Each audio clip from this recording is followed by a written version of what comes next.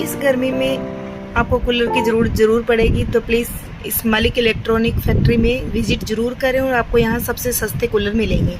Thanks for watching this video.